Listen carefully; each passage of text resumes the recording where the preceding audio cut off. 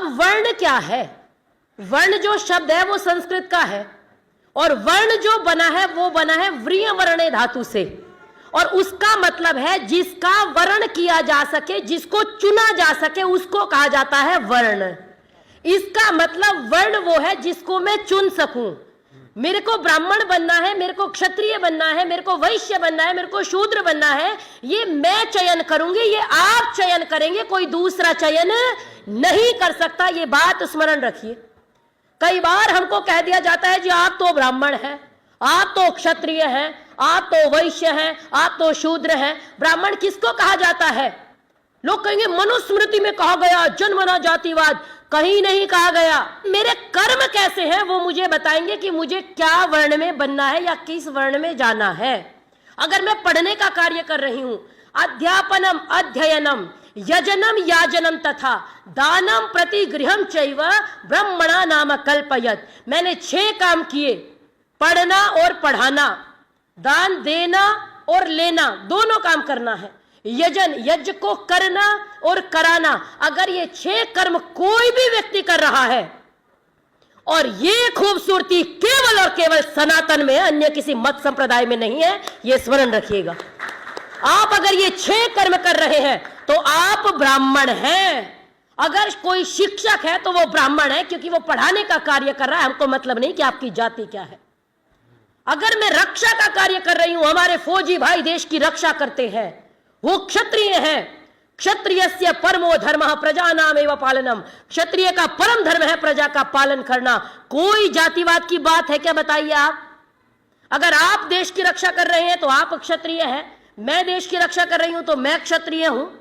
आगे का वैश्य कौन है? उन्होंने कहा जो कृषि कर रहा है, जो व्यापार करता है, जो देश की अर्थव्यवस्था में सबसे मजबूत योगदान देता है, वो वैश्य है। आप बताइए, चाहे आप किसी भी जाति के, कोई मतलब नहीं, आप मनुष्य हैं तो आप वैश्य बन सकते हैं। शूद्र किसको कहा गया? कोई बार हमको कहा जाता है नीचा, फलाना ढिकाना। भाई मैं शूद्र हूं, बताओ, मुझे कहो, मुझे नहीं फील होगा मैं नीची हूं। क्या होता है नीचा? कोई नीचा नहीं होता, कोई व्यक्ति नीचा नहीं। जिसके कर्म खराब है वो नीचा है। कोई जाति, कोई संप्रदाय नीचा नहीं है। सबसे बड़ी बात क्या है? शूद्र का मतलब क्या है, पहले इसको समझिए। बहुत सुंदर श्लोक मनुस्मृति में लिखा गया। हमारी समस्या यह है कि हम खुद नहीं पढ़ते, जो दूसरे ने पढ़ा दिया वही पढ़ लिया बस। क्या कहा गया? एकमेव तु शूद्रस्य प्रभु कर्म समादिशत। क्या कहा? उन्होंने कहा कि आप क्या कीजिए, सेवा शुश्रूषा कीजिए। शूद्र उसको कहा गया, मेरे को मेरे पिताजी ने गुरुकुल में भेज दिया, मैंने पढ़ने लिखने का कार्य करा और मुझे समझ में आ गया, मैं पढ़ने लिखने में अच्छी हो गई तो मैं क्या बन गई जी? ब्राह्मण बन गई। मैं देश की रक्षा में चली गई तो क्या बन गई? क्षत्रिय बन गई। मैं जाकर के व्यापार करने लग गई, क्या बन गई? वैश्य बन गई। कई बार आप अगर बच्चों को पढ़ाएंगे, हमारे पास भी, आपके पास भी ऐसे बच्चे होते हैं जिनको पढ़ाने के बाद भी समझ में नहीं आता, उनको कुछ और काम करना अच्छा लगता है, तो उनको कहा बच्चे आप सेवा करो। सेवा का मतलब क्या होता है? कई बार आपने देखा होगा कि एक बच्चे को माता पिता दुकान पे छोड़ देते हैं, तू दुकान पे बैठ भाई, सामान उठा के देना, ये करना, दुकानदार के साथ लगा रहे। और आप देखते हैं कि थोड़े दिन बाद वो व्यक्ति अपनी दुकान खुद खोल लेता है, तो वो तो शूद्र से वैश्य बन गया ना, परिवर्तित हो गया। तो वर्ण का मतलब है जिसका चयन किया जा सके। हमारे यहां किसी को नीचा नहीं कहा गया। मेरे सर का भाग है ब्राह्मण, क्योंकि पढ़ने पढ़ाने का काम करती हूं जी मैं। करते हैं कि नहीं करते? आप समझिए समाज में चारों का योगदान कैसे है। सर का भाग हम सबका क्या है? ब्राह्मण। हाथ क्या है? क्षत्रिय। ब्राह्मण के सर पे कोई डंडा मारने आ गया तो बचाएगा कौन? क्षत्रिय बचाएगा कि नहीं बचाएगा? या ब्राह्मण को कह देगा भाई तू पिट, मैं तो खड़ा हूं, सर पे ही तो डंडा बज रहा है, ब्राह्मण पिट रहा है, क्षत्रिय क्यों आएगा? लेकिन जैसे ही ब्राह्मण पीटा, कौन बचाने आ गया? क्षत्रिय। अब उस व्यक्ति ने देखा आपके पास तो बड़ी ताकत है, उसने कहा अच्छा मिल शाम को, आज डर कौन रहा है? वैश्य। पेट को लगेगा अरे भाई शाम को क्या होगा, डर रहा है ना। किसी कारणवश पिटाई हो गई, आप घिर गए, तो भागेगा कौन? शूद्र। पैर लेके भागेंगे ना। कहने का अभिप्राय है जैसे शरीर में, शूद्र का मतलब है द्रुगतौ धातु से बना है, जो गति कर सके, दो तेज चल सके, उसको कहा गया। पैर भागते हैं ना तेज। अगर आप पैर हटा दो शरीर में से, क्या बचेगा आपके शरीर में? कितना ही सुंदर व्यक्ति हो, पैर नहीं है तो अरे बेचारा, कैसे हो जाएगी ना दृष्टि। कहने का अभिप्राय यह है, जैसे शरीर में चारों वर्णों का महत्व है, उसी प्रकार समाज में चारों वर्णों का अपना अपना महत्व है। जैसे मेरे शरीर का कोई अंग नीचा ऊंचा नहीं है, उसी प्रकार समाज का कोई भी अंग नीचा ऊंचा नहीं है। एक पिता के पुत्र हैं सारे। लोग कह देते हैं ना, अरे आप ये बताओ, आप में से इन सब की शक्लें देखो, या मैं आपकी शक्ल देख के आपकी जाति बता दूंगी क्या? आप मेरी शक्ल देख के बता देंगे? फिर किसने बांटा? जब वेद कहता है, अभी आप भाई को सुन रहे थे, यजुर्वेद के 26वें अध्याय का दूसरा मंत्र है कि मनुष्य मात्र को वेद पढ़ने का अधिकार है। सत्यार्थ प्रकाश में स्वामी दयानंद लिखते हैं, जिस प्रकार सूर्य का प्रकाश सबके लिए है, उसी प्रकार वेद का ज्ञान भी मनुष्य मात्र के लिए है, सबके लिए है। और क्या चाहिए? एक पिता के पुत्र हैं सारे, एक हमारी माता है कि नहीं है? एक पिता के पुत्र हैं सारे, एक हमारी माता। दाना पानी देने वाला एक हमारा दाता। न जाने फिर किस मूर्ख ने लड़ना हमें सिखाया, और सबसे कर लो प्रेम जगत में कोई नहीं पराया। सबसे कर लो प्रेम जगत में कोई नहीं पराया। और अंतिम में एक बात और कह के वाणी को विराम दूंगी। कई बार लोग कहेंगे, जी हमको, मैं कई जातियों को देखती हूं, ऐसा नहीं कोई एक ही जाति, अजी हमको टिकट नहीं मिला, हम हिंदू रहने का क्या लाभ हमको? हमारी जाति का टिकट नहीं मिला, हमको हिंदू रहने का क्या लाभ? सुना होगा आपने। आपको भी कई लोग चिढ़ाएंगे, मुझे भी चिढ़ाते हैं, बल्ली हिंदू, क्या मिल गया हिंदू बन के? मैंने कहा अच्छा, आज ही धर्म परिवर्तन करती हूं, क्या दिला दोगे? आप देखो समाज की विडंबना, सगे भाई से बोलचाल नहीं होती। होता है कि नहीं होता है? झूठ बोल रही हूं। सगे भाई से बोलचाल बंद है। सगे भाई का बेटा डीएम बन जाए तो अपने बच्चे को तल देते हैं। हम तल देते हैं कि नहीं तल देते हैं? लेकिन टिकट मेरी जाति वाले को ही मिलना चाहिए। इसका मतलब हमको बरगलाया जा रहा है, हमको भटकाया जा रहा है। जातिवाद के एजेंडे में हमको फंसा करके कुछ लोग अपना उल्लू सीधा कर रहे हैं। लेकिन आज आपका यज्ञोपवीत संस्कार हुआ, कितना सुंदर दृश्य था। और संकल्प लीजिए आप सभी, जितने लोग यहां विराजमान है, मेरी जाति का व्यक्ति अगर नशेड़ी है, भंगेड़ी है, गंजेड़ी है, उसके साथ तो मैं भोजन कर लूंगी क्योंकि वो मेरी जाति का है। और सामने वाला चाहे पवित्र हो ना, भाई तू मेरी जाति का नहीं है। किसने डिसाइड किया? संकल्प लो, अगर मेरी जाति का व्यक्ति नशेड़ी है, मुझे तेरे साथ नहीं बैठना। हम दोस्त बनाते हैं बचपन में, स्कूल जाते हैं दोस्त बनाते हैं। अच्छा पूछ के बनाते हो, क्यों भाई राहुल तेरी क्या दोस्ती है, तेरी क्या जाति है, पूछते हैं? क्यों भाई मोहित तेरी क्या जाति है, पूछते हैं? नहीं पूछते, निर्मल भाव से दोस्त बनाते हैं। तो जातिवाद का इसका मतलब ये जहर हमारे दिमाग में घोला जा रहा है बांटने के लिए। याद रखिए, बंटते रहे, इसीलिए सिमट करके छोटा सा देश बचा है।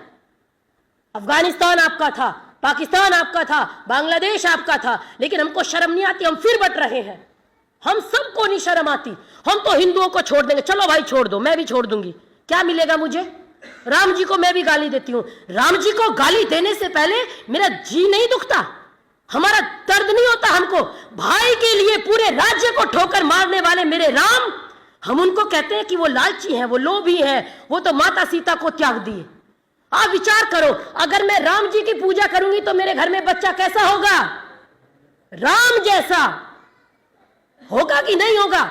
जो अपने भाई के लिए, जमीन के टुकड़े के लिए हत्या नहीं करेगा, पूरा राज्य को ठोकर मारेगा, ले भाई राज कर, होगा कि नहीं होगा? और अगर मैं रावण की पूजा करूंगी तो किसके जैसा होगा? रावण जैसा होगा कि नहीं होगा? तो एक बात आपको बताती हूं, महर्षि वाल्मीकि ने जब रामायण लिखी तो रामायण महर्षि वाल्मीकि को पहले किसने सुनाई थी? नारद जी ने। तो नारद जी से महर्षि वाल्मीकि ने एक बात पूछी। उन्होंने पूछा, कौन वस्मिन् सांप्रतम लोके? आप देखो, हम राम जी पे टिप्पणी करते हैं, बुरी टिप्पणी, हमारी औकात क्या है उनके सामने? आप विचार करो। महर्षि वाल्मीकि ने नारद जी से पूछा कि आप बताओ, कौन वस्मिन् सांप्रतम लोके गुणवान कश्च वीर्यवान धर्मज्ञश्च कृतज्ञश्च सत्य वाक्यो दृढ़ व्रतः। उन्होंने कहा पूरे संसार में गांव नहीं का, शहर नहीं का, मोहल्ला नहीं का। विचार करना, जब राम जी को मैं गाली दूं तो क्या मुझे कीड़े ना पड़े? उन्होंने पूछा, इस दुनिया में ऐसा कौन व्यक्ति है जो धर्मज्ञ है, जो कृतज्ञ है, धर्मज्ञश्च कृतज्ञश्च, जो सत्यवादी है, मिथ्या भाषण नहीं करता, दृढ़व्रतः। दृढ़व्रता का मतलब होता है अगर कष्ट भी आ जाए, संकट भी आ जाए, तो अपने संकल्प से इधर से उधर नहीं होते। कौन है ऐसा व्यक्ति? अनेक श्लोकों में पूछा, अनेक बातें पूछी, तो उन्होंने सार रूप में कहा। उन्होंने कहा सच सर्व गुणोपेतः। उन्होंने कहा वो सारे गुणों से संपन्न, वो दानी भी हैं, वो ज्ञानी भी हैं, वो प्रजा का पालन भी करते हैं, वो पिता की आज्ञा का पालन भी करते हैं। कौन है? उन्होंने कहा सच सर्व गुणोपेतः कौसल्यानंदवर्धनः। वो कौशल्या के आनंद को बढ़ाने वाले हैं।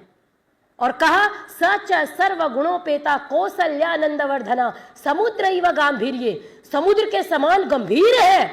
और धैर्येण हिमवानिव, धैर्य में वो हिमालय के समान है। उन राम जी पे टिप्पणी करने की हमारी औकात है? और उसके बाद भी हम करते। मैथिली शरण गुप्त ने कहा, राम तुम्हारा चरित्र स्वयं ही काव्य है, और कोई कवि बन जाए ये तो सहज संभाव्य है। उन राम जी पे टिप्पणी करते हैं, उन राम जी पे जिनके लिए कहा गया, एक हिंदी कवि ने, त्याग दी सब काम ना निष्काम बनने के लिए। राजकुमार थे लेकिन वन में जीवन काटा, और जो धर्म का पालन नहीं कर रहा था उस रावण को उसके घर में घुस के मारा। लोग कहते हैं ना जी हम तो हिंसावादी, हम नहीं उठाते हथियार। मैं कहती हूँ राम जी ने बताया, अगर दुष्ट है मरो, इसको क्या बचा के करना है? राम जी ने ही तो सिखाया सबसे पहले, त्याग दी सब काम ना निष्काम बनने के लिए, 3 पहर तक तपा दिन शाम बनने के लिए, और घर नगर परिवार ममता, घर नगर परिवार ममता, प्यार अपनापन दुलार, राम ने खोया बहुत श्री राम बनने के लिए, राम ने खोया बहुत श्री राम बनने के लिए। तो मैं यही कहूंगी कि हम सभी को किसी भी एजेंडे में नहीं फंसना। किसी भी, कोई भी आए, कोई भी लालच दे, अगर मैं लालच में धर्म परिवर्तन कर लेती हूं तो मेरे पूर्वजों ने तो चोटी नहीं कटवाई, जनेऊ गले से उतारा नहीं, 12 साल के बच्चे का सर धड़ से अलग कर दिया गया। आपने सुना होगा बाल हकीकत राय का, उसने कहा खंजर से उड़ा दो चाहे मेरी बोटी बोटी को, दूंगा नहीं चोटी को, मैं दूंगा नहीं चोटी को। हम कितने पतित लोग हैं कि हम एकदम चोटी कटवा देते। कहाँ है हमारे चोटी जनेऊ? अपने स्वाभिमान को याद रखिए, क्योंकि जो जाति, जो समाज, जो राष्ट्र अपने स्वाभिमान को याद नहीं रखता वो मिट जाया करता है। तो किसी एजेंडे में ना फंसे। आप सभी ने आज यज्ञोपवीत संस्कार कराया, तो इसके लिए सबने योगदान दिया, लेकिन सबसे पहले मैं एक बार ये कहूंगी कि जोरदार तालियां अमित भाई के लिए बजनी चाहिए कि उन्होंने ये संकल्प लिया, इतने भाइयों को लेकर के आए। और देखिए, ना मुझे उनकी जाति पता, ना मुझे जाननी, ना मुझे अमित भाई पता है। उन्होंने इतने लोगों का यज्ञोपवीत संस्कार कराया। आपने आज कितना बड़ा कार्य किया है ये आप भी नहीं जानते। जब इतिहास लिखा जाएगा तब बताया जाएगा कि इतने लोगों को एक साथ यज्ञोपवीत संस्कार कराया गया। और अगली बार जब ये तारीख आए तो जैसे सुन रहे थे ना, हॉल में जगह नहीं बचे। आज आपको देख के लग रहा था अरे ऐसा ऋषियों का समय होता होगा, कितना सुंदर दृश्य लग रहा था। ऐसा दृश्य हमको पूरे हॉल में देखना है।